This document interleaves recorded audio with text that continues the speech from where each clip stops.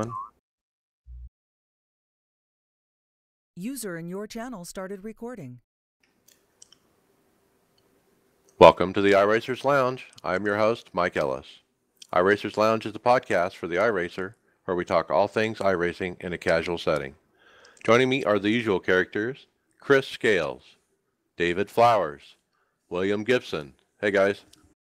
Yes, Hey. Hey, Mike.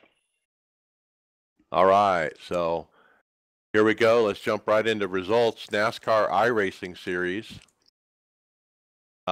Tuesday night practice, we actually did a practice race, which Chris, you hosted that up, and that was kind of good. We're going to try to do that again tonight. And then Wednesday fixed, P10 for me. Ran 20th to 15th, basically, most of the race. Got involved in a couple of deals, but no real damage somehow. It was like a lot of good luck. I don't like the dive bombers, man. Those guys that just fly into one underneath you, they break so late. It's like, how do they do that? You know. But a good result. I'll take a top 10, man. It was neat that I was able to work my way up to 10th at the end of the race when it actually counted. Well, that's just it, Mike. They don't. They dive bomb you and then push you up out of your lane, and if you survive, good on you. Yep. Yeah, kind of like that Alex Bowman incident when he was about to win Phoenix. So, Chris, you had a caution fest is what I wrote down about yours, P14. Yeah, 17 cautions for, I think, 67, 68 laps. It was a nightmare. I was just trying to learn the track and couldn't hardly get enough green flag racing all week to even get that done. But our friend John Hammer jumped in and was crew chiefing through part of that race and helped out a lot with some adjustments he made on the car and just helped me drive the track. So that was much appreciated. Had a pretty miserable week there at the track, but he helped a lot that race. Yeah, that was interesting. Will, you were crew chief early on, and Dave, you were kind of spotting, and it was an interesting race. You know, I think mine got done a lot sooner than yours, and you had more cautions. Yeah, it was just one of those caution things, and Chris, I think the fixed race, we ended with like 20 out of 22X, and there was really no incidents where I would really blame Chris at all. It was people would like spin above and turn down into him, and he did a great job saving the car a few times, and it's just really tough at Phoenix. I think people just get a little too aggressive too early and don't realize the length of the race. But all in all, it was good. We recovered a lap. We went a lap down at one point. Used some strategy to get the lap back and was able to keep the fenders on it at the end. There was hardly a scratch on the car. Just some of those like net code 4X's when somebody comes down. Just really odd stuff. Yep.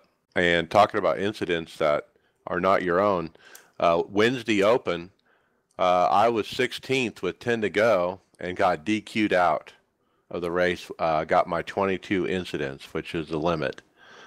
Most of that was not my doing, though. You know, I got ran over coming onto pit road once. Other times it was other people's mess, and so I felt kind of robbed there. I think I was looking at another top 10, but the stupid incident limit caught me off. And Chris, you ran as well. P20 for you, a rough one. Yeah. Yeah, it was a rough week. Yeah, in two races I had 38 incident points, and yeah, Will and David were watching one of those races, and like they said, I dodged as much as I could. It was just a couple of those races were a nightmare. Thursday Open, Greg Hectus, he got a P7. Good job, Greg. Yeah, I ran Thursday Open as well. I was running at the same time as Greg. His race had a lot more cautions. Mine actually ran, for the most part, caution-free until, like, wouldn't you know, at the last 30 laps. I was top 5 most of the race. I actually led 10 laps, and I did a bad pit call because I'm never up front, go figure.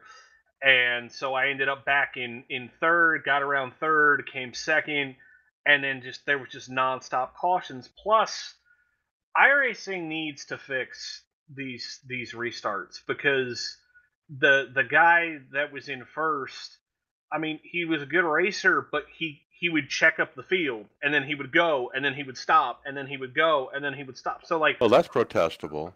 well, either way, I couldn't get a good enough run without possibly getting black flag. So that's kind of how he won that race. And then, we got another late caution, so he won it via caution, and it was just like, really, guys? Like, Well, I mean, how would iRacing program that in? I mean, how much is too much and that kind of thing?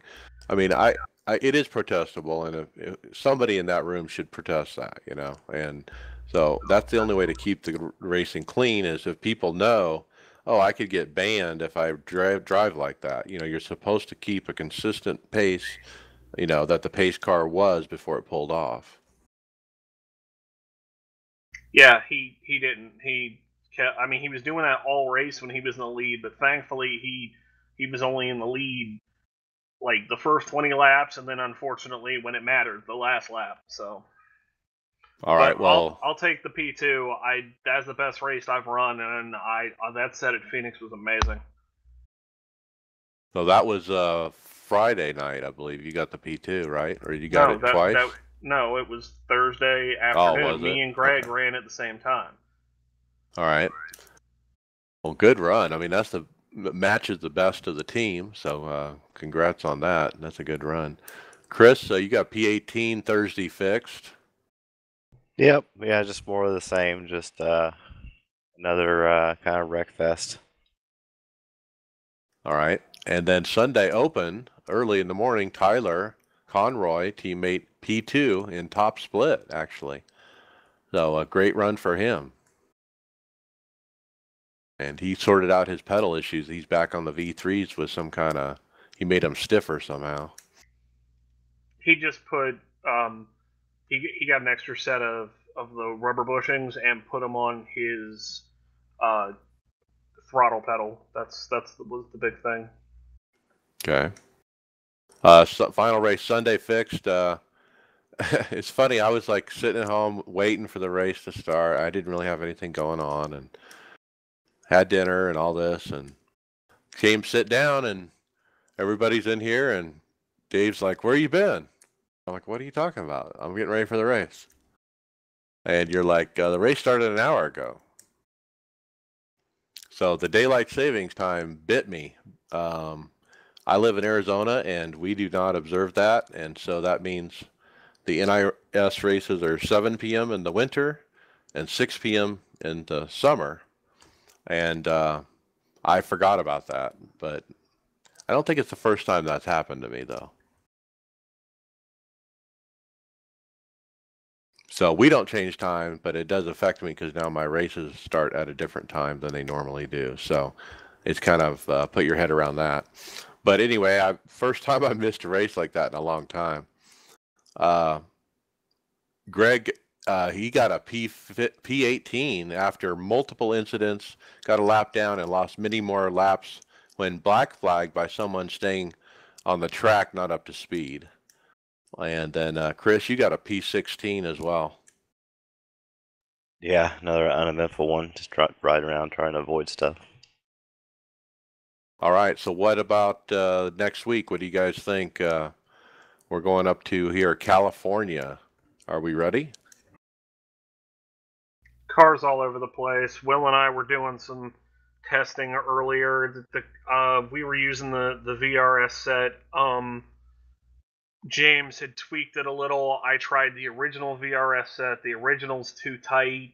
James's set was kind of all over the place. It was tight in, loose in, snapped off.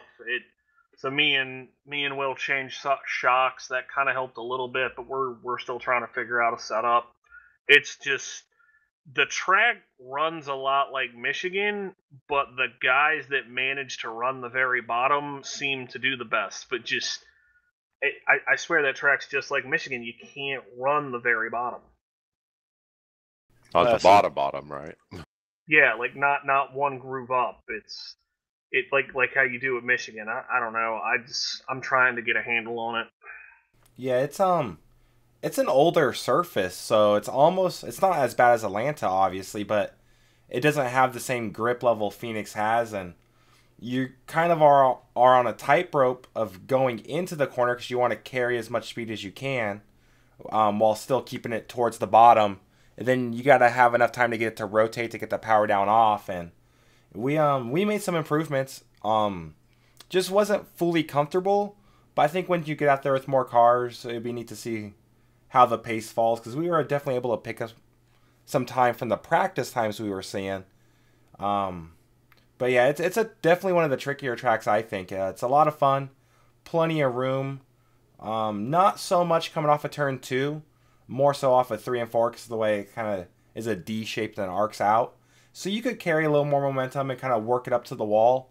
But the problem is it's just you're right on the edge of breaking loose at all times. So if that thing comes out from underneath you and you're in the high groove, you really have no room to kind of catch it. So I think if a night race here would be really good. I think the day race, depending on the temperature of the room you're in, is really going to affect how many cautions you have. I'm hoping we get some cool rooms this week and are able to put some good laps in.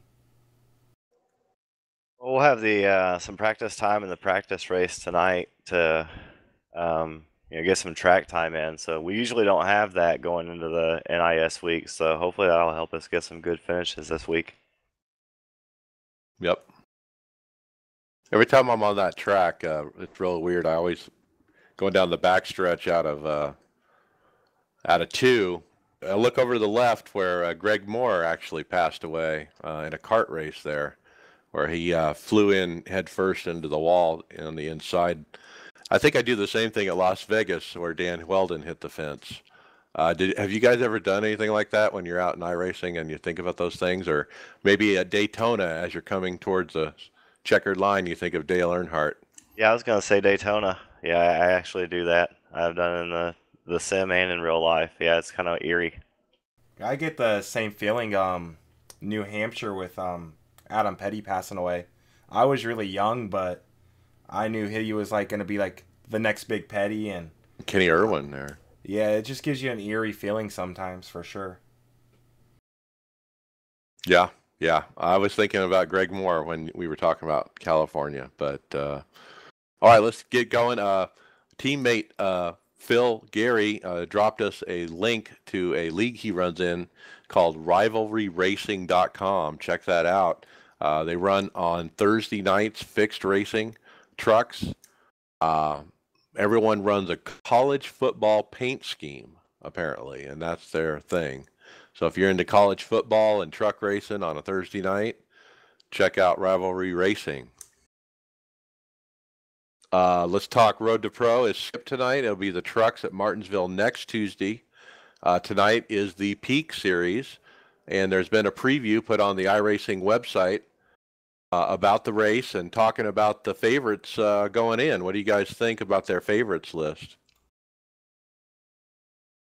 Ray Alfala, Bobby Zielinski, Kenny Humpy, Matt Busa, or anybody on the Richmond Chaos crew? You know, I haven't followed the NPAS series long enough to really know a whole lot.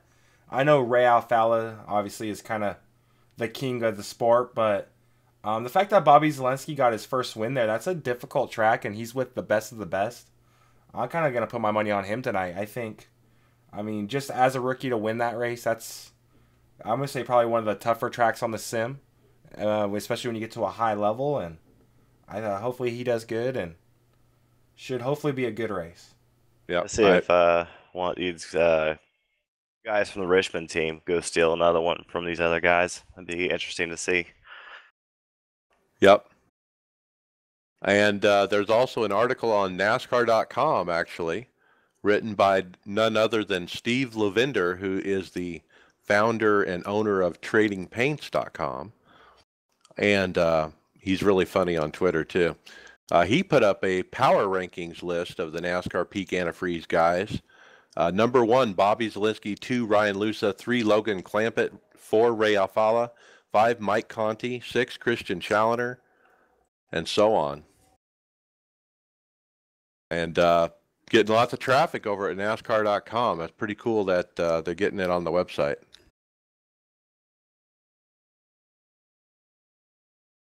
All right, let's jump into topics. Will, you're first.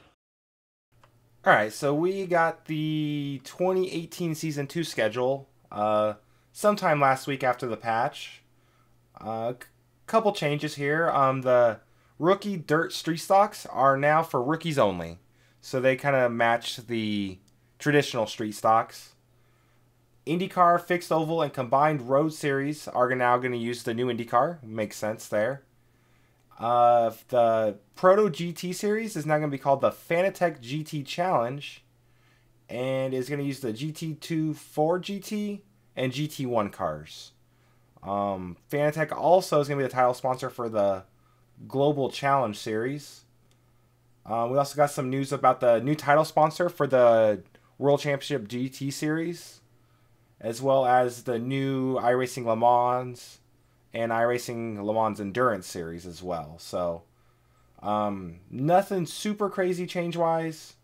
They added the new dirt tracks to the Dirt Oval series, except the rookie class, which I think is a good thing. Keeps those guys from having to buy more content.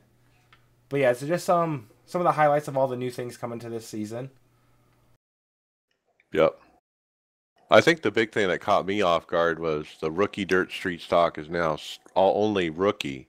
I was still running in that and trying to not be a rookie, even though my license is not a rookie.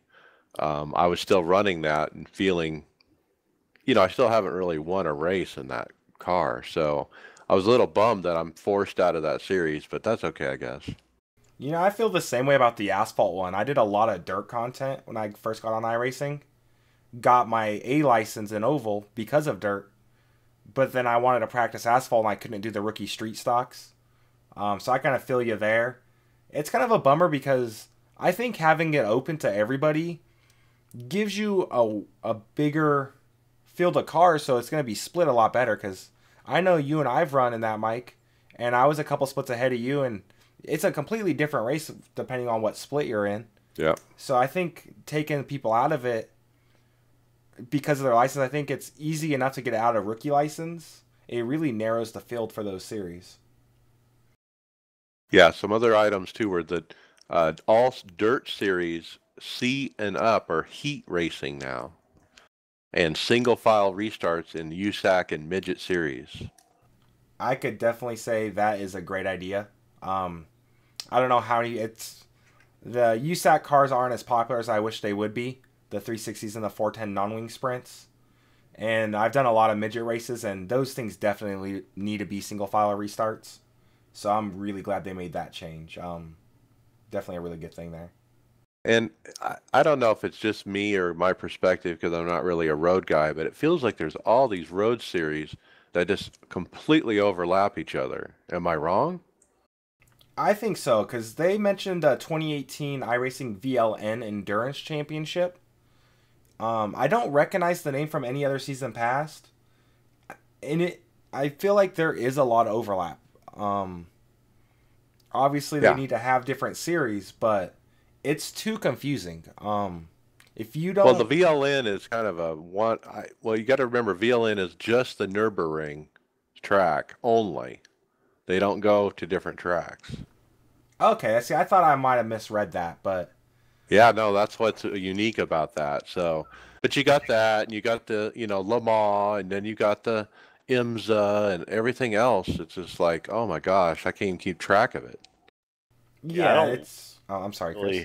Oh, no, I was just saying I don't really road race much, and it's something I want to get into one of these days, but being somebody that's not a real big fan, from the outside looking in, it's super confusing, as it seems like I know, a handful of series which direction I'd want to run if I want to run in pretty much any other series, but when it's the oval road stuff, or the asphalt road stuff, it's just confusing to me. It seems like they have too much going on. And I think... Yeah, you get the blank pane too, and that brings it to the next part. Is Tony Gardner did post that they did have an agreement with the SRO Blank Pane, which included, among other things, naming our iRacing GT3 series an official Blank Pane series. However, after discussions, we have mutually agreed to move on from this agreement effective immediately. And so they have announced that we are no longer involved with the Blank Pane, apparently.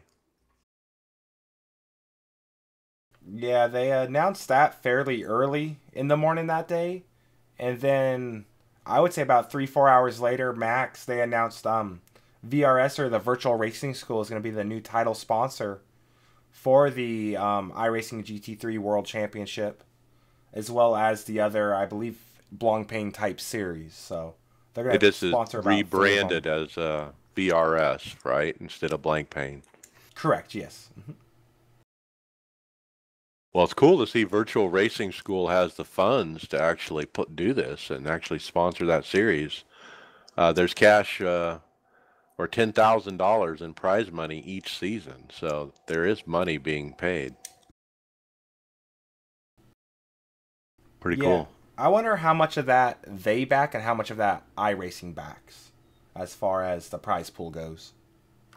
No idea, but like you said, it does get kind of confusing with all the different series, because like I know the new American Le Mans series, for example, they made that for the P1 prototypes. So you're gonna have the P1 prototypes, the P2 cars, and then the GTEs.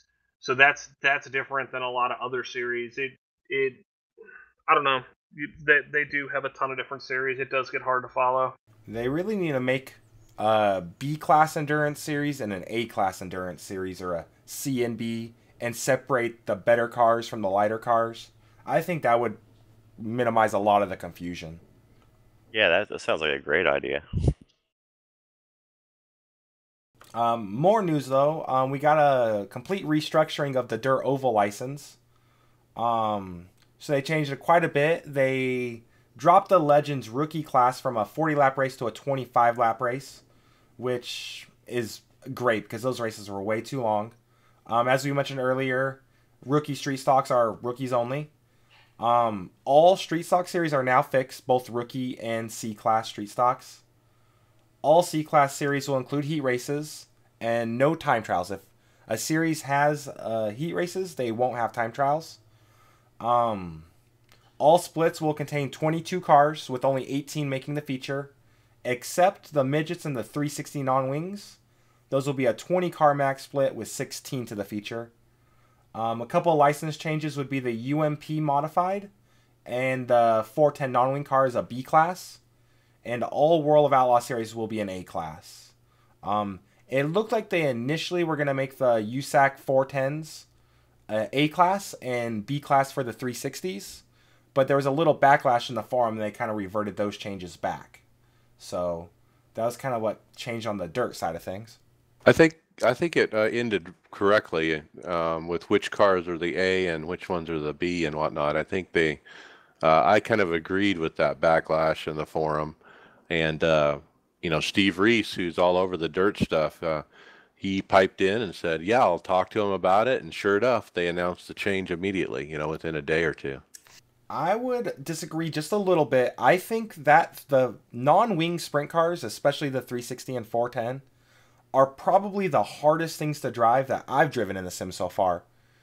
I think they deserve to be a class higher, but I think the biggest problem is participation is so low right now that by making it A class, you're hurting that even more. So I think it's one of those things, I think the car deserves an A class license to drive, but there's not enough people driving it now with a B class. It's just statistically proven that the higher a class, the lower the participation. Yeah. Which means that series is probably going to be dead in a couple of months. Yeah, and that was part of the speculation. Yeah. Yeah, it's already on the verge of death right now. It's like I try to do a few official races and it's really hard to find them. The Australian time zone slots are actually the best time to get a good race in. And I feel like they've definitely made the car easier than when it first came out and more realistic. But it is definitely one of the tougher cars to drive. So it's kind of a shame that it's in the spot it is, but it is what it is, I guess. pretty cool. And then a more official documentation on the new Dirt World Championships as well. 10K to the winner with a total of 16 in cash prizes and 2,050 in iRacing credits. World Outlaw Series runs on Monday nights, 9 p.m. Eastern, alternating between late model and sprint cars each week. Aha. That's different than what we said last week, isn't it, Will? Well, this is going to be for the World Championship. Oh, okay. So the one we talked about is the qualifier, right? That they're running soon? Yeah, so this is going to be the actual championship itself. Now, they didn't give an official start date, and you could speculate it obviously is going to be at the end of the qualifier series. But I think it's really nice they actually alternated weeks rather than stacking the races back to back. Right. Because I think that's really odd about the other one. And I kind of took that because they both mentioned both series would be Monday nights at 9 p.m. Eastern. And like there's like a small subtext in the late model documentation that mentioned like alternating weeks. Not using that language, but just... So I kind of speculated a little bit there because that's the only way they're obviously going to make that work. But also we have the GRC, which are going to be running at 9 p.m. Eastern on Friday nights. And that seems like it's going to be week in and week out from what I could tell at the moment. Yep. So lots of stuff there. All right, well, I'll take the next one here. We got post-patch bugs. A bunch of audio issues were piping up on the forums throughout the week. We had audio cutting out on the new LMP1 cars. We had street stock issues with the dirt street stock. I heard something really strange during my NASCAR racing where at the end of the straightaway, I heard somebody hit the wall. And I look in the mirror and nobody hit the wall, and I look ahead of me and nobody's hit the wall, but it sounds like it was right near me. And so I've even experienced this. Did you guys hear it at all? Yeah, I heard it several times in my race and Chris's. Yeah, and I'm not sure. So I've raced a ton, and I never really figured it out for sure. But I'm not sure if it's a sound. What it sounds like is somebody hitting the wall, but I'm not sure if it's caused by somebody else on the track hitting the wall, or what I think it actually is your car bottoming out. So when you hit like the apron or something, when you just hit something just right to make your car just scrape the track, it makes that terrible sound like somebody's hitting the wall and scares the heck out of you. Yeah, that was one of the threads, was a crash noise from bottoming out. That's what some people were reporting. Now, the guys from iRacing said they've fixed it. It'll be in the next patch. And David Tucker did put up some interesting information. I wanted to read this about the sound system. He said, to be clear, the sound system is not 2008. We potentially have more. We have many thousands of sounds playing at one time, with every sound modulating its pitch and volume. Many of those sounds pull randomly from a pool, so you don't hear the same thing twice. There's a lot more we could do with sounds. Sound in all games are miles behind graphics, but this is not Cruisin' USA. We are actively developing the sound system, and in fact, I spent the last 5 months building a new piece that is going to allow for a lot more environmental sounds, in addition to being the base of the crash and scrape sounds going forward. And so he's been working on a new sound system. I forget the name of it, but it's a different method of doing gaming sound. But yeah, it's actively being worked, and but they got some kind of bug in this latest one. Yeah, there was a couple people speculating you're hearing another car hit the wall when you think you're scraping. There's a lot going on there, and hopefully they get it resolved, because that is a eerie feeling when you're doing something and you hear a hit.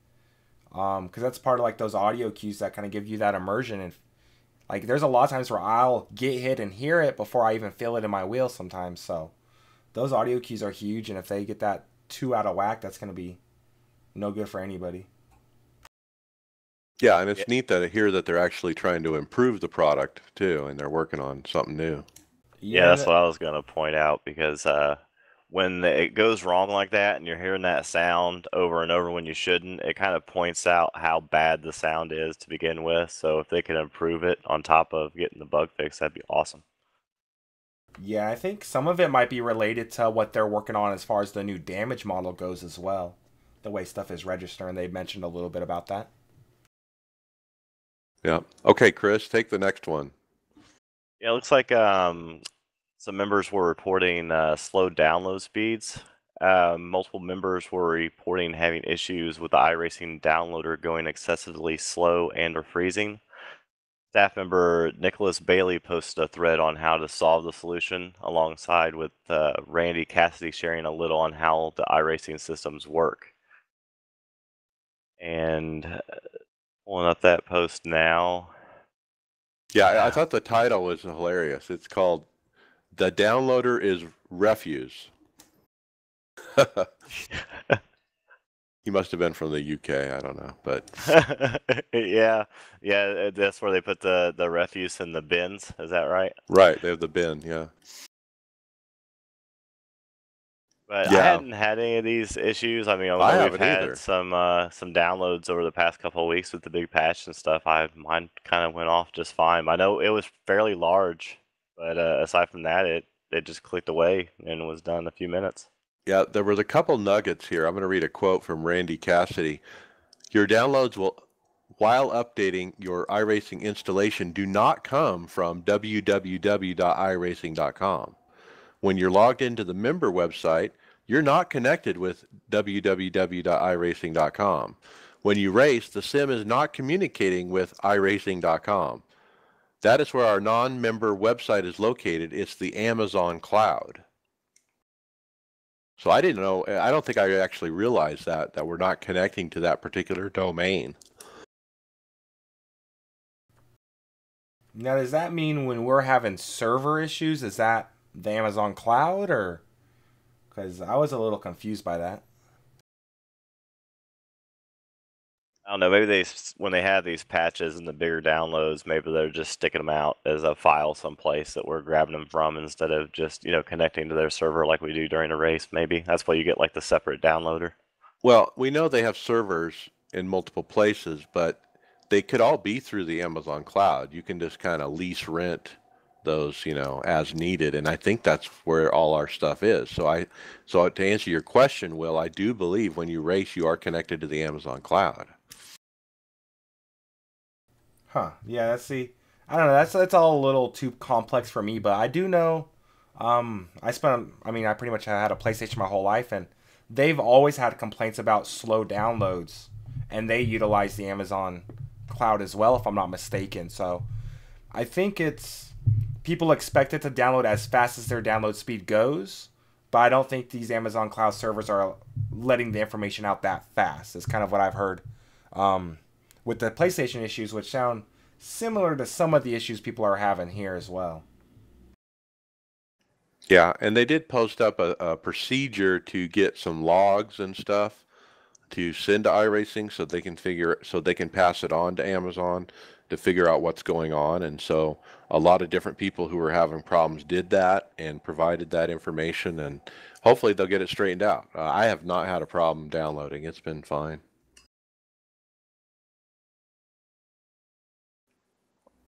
All right, next up, news for Tony, who's not with us. I think he's out camping for spring break. But Steve Myers posted up some Camaro news for the new A car on Twitter. He said we have booked a reference trip for March 6th. We booked a reference trip for April, so likely late summer is when we will get the car. Yeah, he posted it up on March 6th. Sorry about that. I see. That kind of funny. But yeah, so I mean, now we're looking at late summer. That's halfway through the year, guys. Yeah, might as well just hold off and give it to us at Daytona next year at that point. Wait for the Ford, right? Yeah, no, I think Brad Keselowski mentioned Ford is supposed to have a new body next year.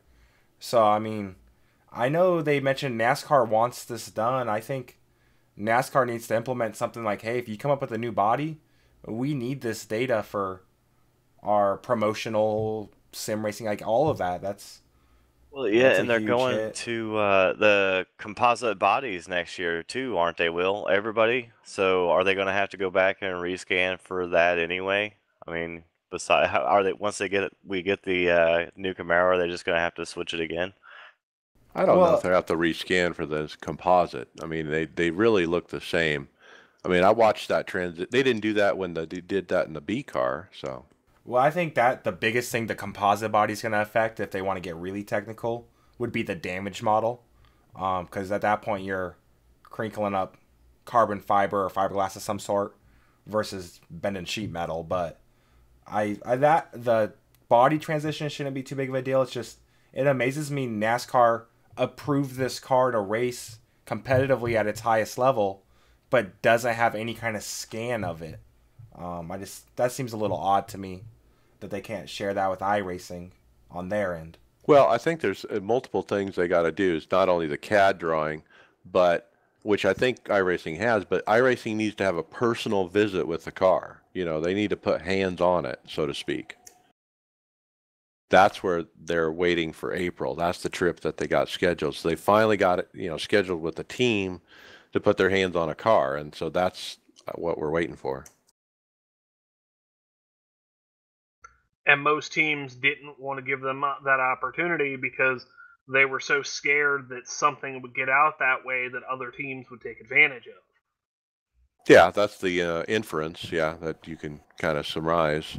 And if you kind of look at the timing of it, obviously Daytona is their biggest race of the year. It's a new car, so they're not going to want to do it then. And then now they have this West Coast swing. They're at Vegas, Phoenix, California. They So don't want to do it then because they're it's gonna busy. be it's gonna be a good amount of time before they even really have a chance. So, I feel like hopefully Ford and NASCAR take advantage of this if they do come out with the new body next year ahead of time and plan ahead. I would really love to drive the Camaro. I think it's an amazing looking car, but it really doesn't affect a whole lot of the quality of racing iRacing has. Just the details of it more than anything. Well, the other part of it, when we know the NASCAR teams are looking at getting more involved in iRacing, on a bigger scale. Don't you think Chevy, Toyota, Ford are going to want to be, have some involvement, maybe even sponsorship? And Chevy's not going to like it when, iRacing says, "Oh, we don't have your new car." Yeah, good point. Yeah, if they're really pushing that, that's something I think the manufacturers would want to hop on top of for sure. The only thing I want to know is like what happens to the current Chevy SS body? Do they just scrap that thing or? Yeah, just like an old track. Yeah, it's just an old car, just like the Gen 5 car. Yeah, Which make they- it the Carb Cup car. Yeah, Carb Cup. Yeah, that's the old NASCAR. Okay. All right, next, Will, you got it. 12 hours. Yeah, so there was some issues with the 12 hours of Sebring special event. People were getting kicked across all servers and all splits. It was not looking good. 24 Hours of Daytona had their issue right at the start, but once the race got going, it seemed to run okay. But this was throughout the race, and it got to the point actually Race Spot posted up like, hey, we're no longer going to broadcast the rest of this race because it's causes issues for them. It causes issues for the drivers. And there was some discussion of what was causing it, if it had something to do with the replay improvements they made with the patch. But it got to the point where they actually canceled the second running of the race. So anyone who was really planning to run that later race or in the Australia, New Zealand time zones were kind of unfortunately left out. So it was kind of a black eye for iRacing and these special events. I know my first special event was this year's 24 hour, which had its own bugs, but this seems to be an issue they've had in the past, and it still persists to this day. Yeah, and lots of reports that replay has something to do with this. So, like, if you got into the race and you touched the replay controls, you got booted or something like that. And that would make a ton of sense if that's why Race Spot pulled out broadcasting it, because obviously you got to play with those controls if you're doing a broadcast. So And then other times people would get out of the car and it would crash immediately as soon as they get out of the car. And so there were different things that were going on. So it was a big issue. And as far as I know, they have not fixed it. They obviously know about it because they canceled the second event. Now, I can't remember the last time they canceled an event. Yeah, it sounded like the right thing to do if they couldn't get it to work right, but that's really disappointing. I mean, they've had enough of these big events and enough problems with these big events that they should be able to get this stuff straightened out by now. Yeah, because I mean, even back with the 24 hours when we were trying to get in, it definitely took an extra 10 or 15 minutes longer than normal to get into to the event. But then everything else went off without a hitch. So I kind of thought this type of stuff was in the past, but I guess not. Makes me wonder how Le Mans is going to go with the new Day and night cycle. Yep. Well, it's interesting for sure. They should have it done by, fixed by now, obviously, you'd think, but this was a pretty bad deal. Kind of glad, David, maybe your car didn't work out, that you guys didn't have to experience all that.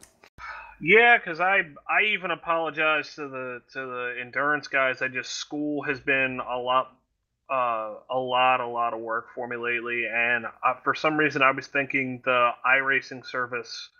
I got it in my head that it was next weekend, so I was thinking we still had time, and they were like, "Oh no, it's this Saturday," and I'm like, "Yeah, guys, sorry, not gonna be able to run this, but I'll do a better job of that." Is this part of a championship at all, this race? Because no, it's just part of the many special events that they do.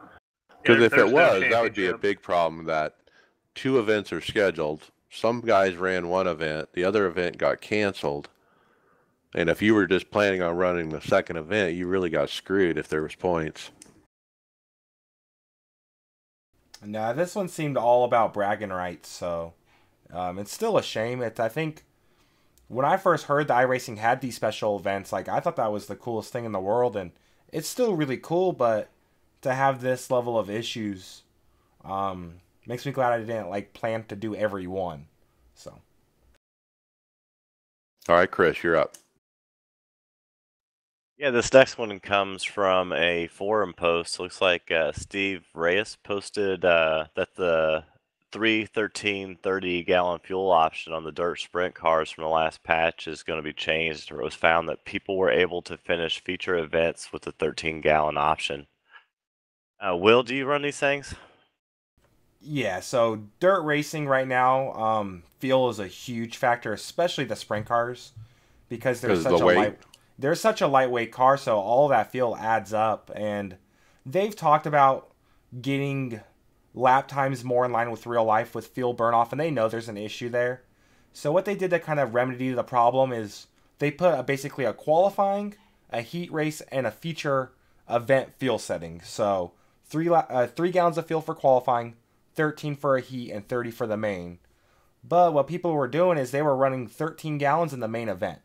And depending on the number of cautions you had, could really tip the favor into your advantage, because at 17 gallons, that's tremendous. You're talking 2 to 3 tenths a lap easy. So, but if you have a bunch of cautions, yeah. So if you take a risk, I can't think of a single sprint car race I've done that hasn't had at least one caution.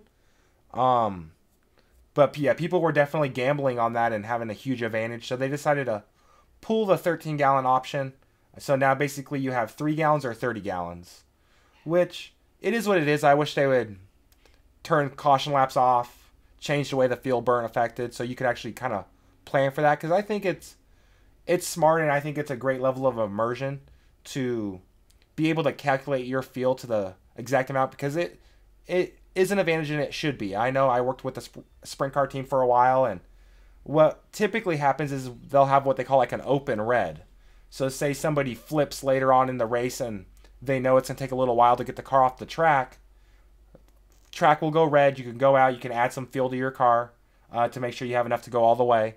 iRacing doesn't have that, so their solution is to overfill the cars, which it works. It just takes away from the funness of it, because the sprint cars drive completely different depending on how much fuel you have and how fast they are. Yeah, it seems like they could have just made it maybe like a 3-10-30 option. That way, those guys couldn't make it the whole way, but you still have that option. Well, I wasn't aware of this until like a week ago. For whatever reason, under caution, the sprint cars just don't burn fuel. I don't know if it's like a thing they Ah, put into it. So it's even if you had 10 gallons, if you had enough cautions, which in dirt racing it can definitely happen. It's no fun, but it happens. Where you have say 15 laps of caution, only 5 laps of green flag racing, you could get away with even 7, 8 gallons if you were lucky or smart. Huh. All right. Well. All right. Next one up is Jim Foose posted up in the forums. Why does Pocono look like it's been abandoned? And he shows a picture of the wall in turn two, and it looks like it needs painted really bad. Did you guys see this picture? It's pretty crazy. yeah, it looked like they went and scanned it, like it looks the rest of the time, the rest of the year before, and it's not race weekend when the paint's all chipping and everything. Yep, the paint's all chipped. Yep, that's what it looks like. And Greg Hill from the staff wrote that's not what the texture looks like. It looks like something unintended is happening, perhaps related to track dynamics, as Nick suggests. We'll look into it. And so they're figuring out why it's doing that. When I first saw it, I thought the trees were growing through the wall actually, just because all the foliage there in the background. It looks funky. Don't I can't imagine that being what it actually looks like. That has to be a glitch of some sort. Right. All right, Will, what's next? So we got a iRacing video today. No new content, but they did kind of go over team racing, and I believe that was I'm gonna say Thursday, Friday that came out, and I think it was more in preparation for the 12 hours of Sebring. But they just explained that team racing is free. You don't pay to be part of a team. You don't pay to create a team, but you could team up, work as a spotter, work as a crew chief, share driving roles. It was a nice little 1 minute video. Kind of went more in depth for probably those people who just don't know team racing's a thing in iRacing. Yeah, it's a good intro lesson. This is what it's about, and this is how to do it. It's almost like a tutorial video any other game would have.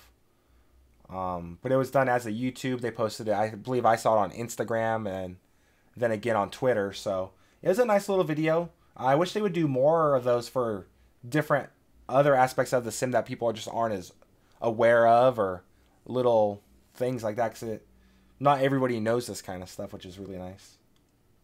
Yeah, and videos are so easy to learn from too. So, all right. Speaking of video, we got a funny one put in the forums by Armando Vargas. It's called "The Flying Phoenix Outlaw," where he put a YouTube montage together of the Phoenix International Raceway with the A car and some of the shenanigans that happen with the crashing and wrecking and piling up. And at one point, a car hits another car and goes airborne, and he plays the song, the R. Kelly, "I Wish I Could Fly," or whatever the song's called, and it's pretty hilarious. Yeah, I gotta get some serious air. Yeah, he almost like fully clears the car in front of him. He like locks the brakes up. Guy behind him gets into the back of him, and he just like bunny hops over one of the red cars and into another. So completely bunny hops an entire car. Yeah, I think we've all been rear-ended like that a time or two, but none of us have been hit like that. Crazy video, but check that out. Search the forums for "The Flying Phoenix Outlaw."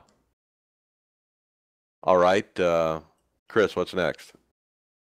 Next is a forum post from Tyler Hudson. He posted, "Let's see those cushions." We're anxious to see what people see, feel, and think. So let's see those cushions. We advise starting the track state at 0%. Some tracks do not have a cushion and a high usage starting state yet, but we want to see how they build from a natural progression. We want to see what type of cushion you can build up. Post pictures, videos, time lapse, whatever. When posting, let us know what car, track, number of cars, etc. More details, the better. We're curious to see how it works with different cars, tracks, and track conditions. Good luck. Happy Cushion Day. Have any of you guys got to check out the new cushion yet and see if it's actually working the way that we're all hoping it would? I need to. I haven't. I've seen videos of it. It looks like it works. It's just you want to spin the car ever so slightly, so like your back tires get up on the cushion, but your front tires stay in the slick, so you can still get around the track and not lose your momentum. It looks hard as hell to do. Well, it gives you like a nice little ledge up there. I haven't done any like longer races, but even in some of like the shorter races and practices I've done, you could definitely feel like a little extra lip there. But one thing, like the picture I kind of posted up here on the YouTube feed, if you look at the right rear of that late model, that's a new damage model for that rear quarter panel. So it kind of gives you a good shot of the cushion and kind of the new damage model they're working on. But when I've driven it, I haven't driven like a longer race yet, but you could definitely feel it there even with a 15, 20 lap run. So definitely moving in the right direction. Really happy. What's neat about that picture is you can see the chassis underneath the body and how the body doesn't match what the chassis is doing. You know, all 4 tires are making contact, but that chassis is all jacked up to one side. Pretty cool looking how realistic it looks. Yeah, they have that left rear planted there. I know, that's right rear like up on a the big old cushion. spring, right? Oh yeah, no, that thing's getting the power down. That's one of the better shots I've seen, and the tire cuts through the track a little bit on the left rear, but if it wasn't for that, you'd almost not even be able to tell it was a simulator. All right, Will, what's next? So Team Redline posted their lineup for the Grand Prix World Championship on Twitter, and they posted some photos of some beautiful looking McLaren F1 cars. All of them sponsored by Fanatec, and identical paint jobs other than the color itself. So they have the same scheme, but these are some really beautiful F1 cars, and they look like they're ready to go for this World Championship for sure.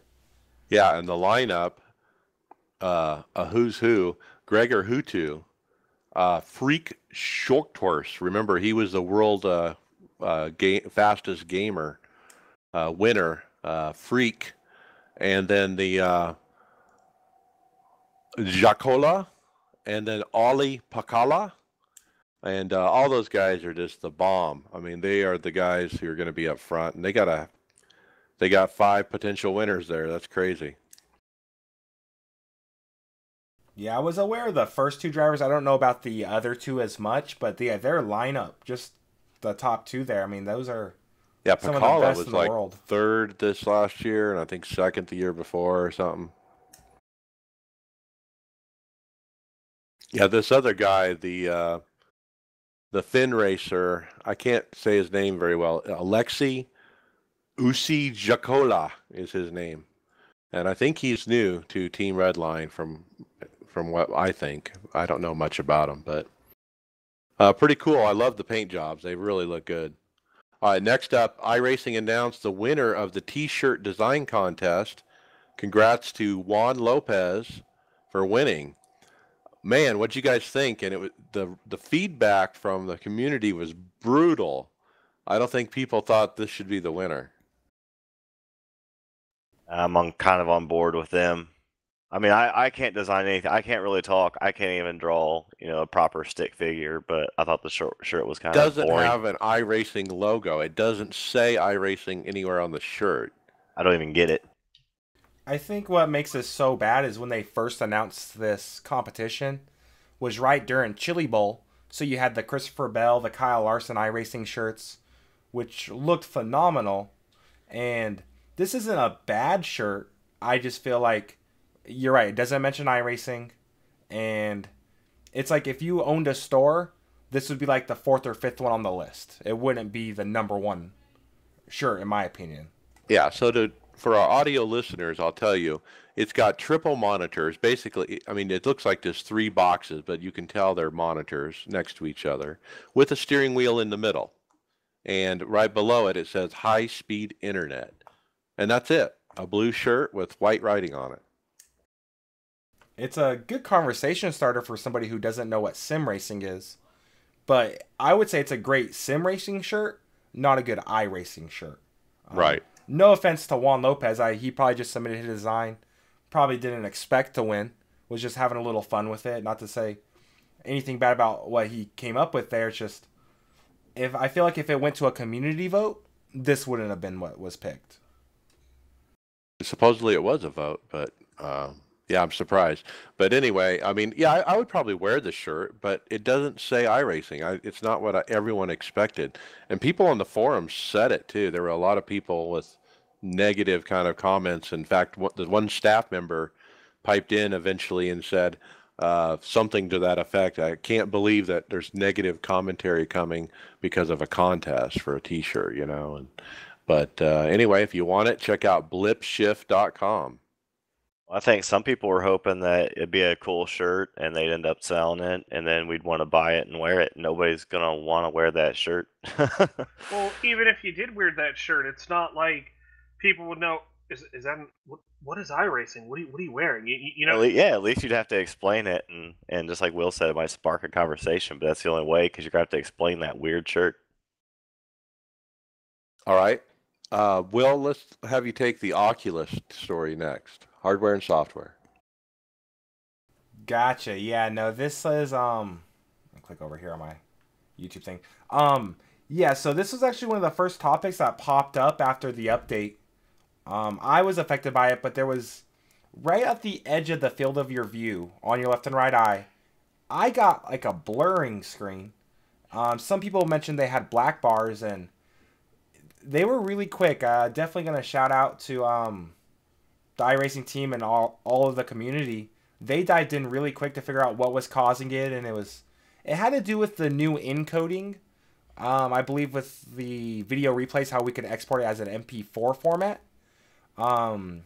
Basically, Derek and what's his last name? Derek Holland and Tim K shared their INI files and kind of compared the differences until they narrowed it down. So that was actually cleared up fairly quick.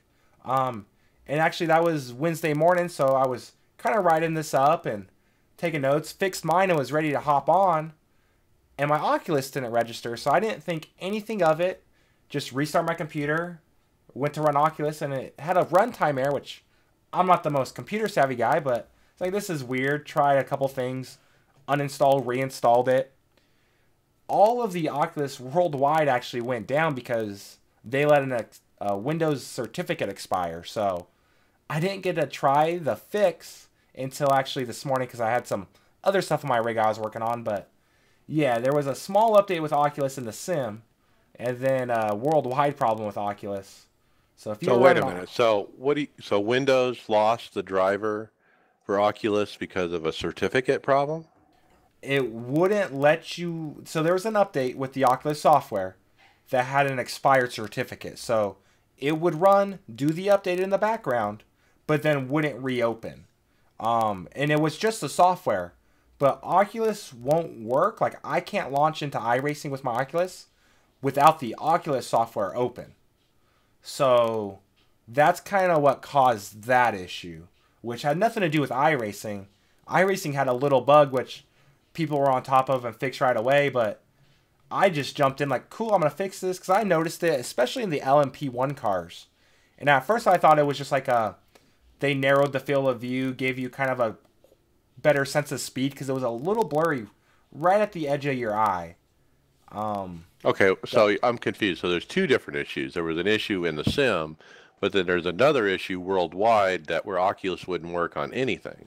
Correct, yes. Okay. So the sim issue was resolved right away. It was just something you had to adjust in the INI file, and the problem went away. But later that night, all of the Oculuses went down because of an Oculus issue. Yeah, so. And that was 24 hours. So if that's your only means of racing, you weren't racing for 24 hours. Yeah, I've been working on my rig, and I haven't taken... My dad does upholstery, so he's going to reupholster my seat, and I race all the time in my free time, so it's like, I'm not going to take it apart. It gave me a chance to work on my rig, so there was some pros to it. But yeah, all Wednesday I couldn't drive unless I switched to the monitors, because all of Oculus was down. And people were working around it by adjusting their system clocks. the Oculus didn't really recommend that, and I didn't want to mess my stuff up more than it already was. Wow. Makes you think that you need a backup system, for that Oculus. Yeah, it's kind of weird. It's so reliant on that software. I mean, even though it's hardware you purchase, it's basically a paperweight unless their software is turned on. Anybody out there that needs a seat reupholstered, holler at Will's father-in-law. He Yeah, did it a looked really job. good. It's I love it's a the really colors. good seat, Will. Oh, yeah, no, I appreciate it. Yeah, because I got the Aboto and I just haven't messed with it because it's like my computer desk. I sit in it all night for the most part. And when my Oculus went down, I'm like, well, perfect timing. I get this thing fixed. And then my dad took a week to get it done because no rush. But the next morning I woke up and Oculus, like, our stuff's fixed. I'm like, well, I guess I got to wait till my seat's done now. But yeah, no, it was a long week for me. No fun racing until this morning. All right. Next, we're going to jump to iRacing and iRacers in the real world collide. This time, again, we have another week where RCR posted up Richard Childress Racing on Twitter. This time, their driver Matt Tift going around Phoenix in their iRacing simulator, and he talks about how to get around Phoenix and kind of gives you some how-to about braking points and whatnot. So. Pretty cool they're doing this. Looks like they're doing it weekly now, so. I still have a problem with his visual setup. They got triples, but they're only running it on the center monitor, and their FOV is really messed up. I almost feel like they're doing that to capture the footage. Because there's no way they have to race like that. There's just no way. I really feel like that's something they do. It's just so they do it where you can get it on video, you mean? Yeah, because if you had the proper field of view and were just capturing the center monitor, you wouldn't see anything around you. So Right. I think they put it in the middle monitor, back the field of view off, and then capture the footage that way. All right, Will, you got final topic. Yeah, so we actually had a really nice tweet from Christopher Bell praising iRacing. He posted, well, I've never been to Auto Club Speedway before. Good news for me, iRacing has it available. A great tool to help get prepared for tracks I've never been to before. So it's kind of cool to see Christopher Bell shout it out. It's almost like he's plugging for a sponsorship or something. Yeah, he's on there. I mean, we ran with him the other day on the new Sonoma GRC track, Phil Linden and I, and he was quick. I think I talked about that last week, but yeah, I guess I didn't realize Christopher Bell probably hasn't been to all the NASCAR tracks, but yeah, this will be his first time for California, I guess. I think it was nice that he was so vocal about it. He's been doing really good there in the Busch Series or the Xfinity Series, and is knocking on the door for a win. I would love to see him win in Fontana and shout out iRacing and say, hey, like, you've never been here before. What's going on? And he'd be like, hey, it's on iRacing. That's the best publicity they could get right now. Yep. All right, very good. Let's go into final thoughts. Chris Scales, what do you got? Shout out to Spencer Tart. He's a fan of the podcast. I was in a practice session a couple of days ago, and he said hi. So if you're out there listening, Spencer, how's it going? And that's about it. I'm looking forward to Auto Club this week after a long week last week. I think this will be a nice, relaxing comparison, and then we have to get ready for Martinsville next week. So enjoy it while it lasts. Yeah. And yeah, you need a top 10, so hopefully California will be better for you than Phoenix was. All right, David Flowers, final thoughts. Just getting ready for California. Me and Will are trying to get a set that works and everything we've got. The car's just all over the damn place this week. That's all I got. All right. And William Gibson, final thoughts. I just actually kind of the same thing Chris did. I want to shout out one of our YouTube listeners, Corey Ryder. He had some really nice stuff to say. I unfortunately lost the thing he sent me. But he had really nice words, so I appreciate you guys out there watching on YouTube and help and support the podcast. I had a lot of fun today. It was nice to be able to drive. Not having my rig set up for a week was a long week of work, so I'm excited to be driving it again. Had a lot of fun today working with David. Found out some really cool stuff. Had some good testing, and I don't know, just the team's clicking right now. Everybody's working hard. It's really motivating, and I'm excited. It's really good stuff right now. So glad we. We have a great group right now. Yeah. Yeah, glad we didn't prep too much for the 12 hours of Sebring, so that would have sucked. But altogether, it's been a really good start to the NIS season. Really, really fun. Yep. Yeah, I wish for better far as my final thoughts. Yeah, I kind of wish for better results. I mean, I had a good week at Daytona, but the rest of the week so far have been kind of how I run. 20th to 15th, and sometimes I can get a top 10 or something. And but man, that getting DQ'd out, near the end of the race because I have too many incidents from other people's crap, that just burns me the wrong way. That was a bummer. And then the whole thing with the daylight savings time really caught me off guard as well. But we'll be ready to race at 6 o'clock instead of 7 o'clock local, starting tomorrow, and we'll go from there. Don't forget about our social media, guys. You guys reach out to us. We're on Facebook, Twitter, YouTube, SoundCloud, Stitcher, iTunes, Spreaker, Google Play Store.